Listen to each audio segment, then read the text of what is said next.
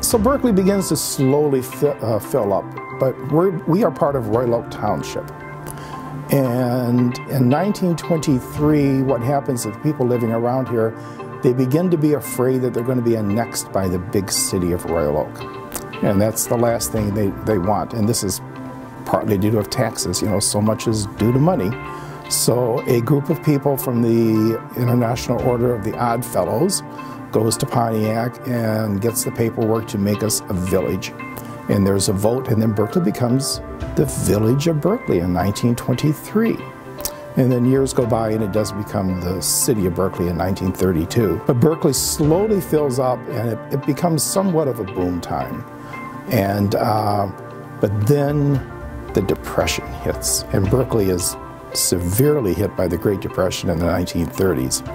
Not only does everybody lose their job, but one newspaper article says that 90% of the city is now in foreclosure. There was a bank right on the corner of 12 Mile in the street, Berkley. The building is still there. It was the Berkley State Bank. Everybody in Berkley had their money in the bank. The city had their money in the bank, and the bank goes under like so many banks did in the 1930s. So, I mean, the 1930s were a very, very rough time. But slowly we come out, and of course, then the war comes. The World War II is just a major thing, of course. Then right after the war is the true boom period of Berkley. Around 1940, 41, and then on is when Berkley fills up as they build all of what people still affectionately call the Berkley bungalows, these nice little two-story house, 3-bedroom, 1-bathroom. That's what so many of us grew up in. If you look at an aerial photo of Berkley in 1940, what you're going to notice is that it's mostly empty.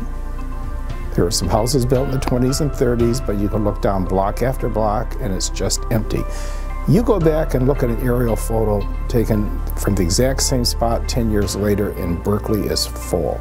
It is one house after another. They are going up as fast as they can dig the basements and pour the concrete. With the explosion in population, the stores follow.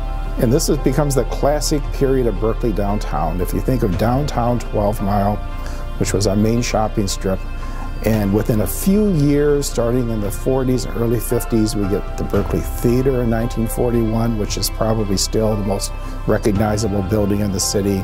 You get Kresge's Dime Store, you get Cunningham's, you get Nellie Davis, you get beer stores and meat stores. And it's hard for people to believe it now, but you could do all of your shopping on downtown 12 Mile. So this is really the classic time in Berkley, and this is the time that most people who grew up here remember with so much fondness. But Berkley continues to boom, and other stores move in, and to this day we're still seeing stores come and go, and I suspect it will always be that way. Hi, I'm Patty McCarty. And I'm Dan McCarty. And we're the McCarty team with Keller Williams.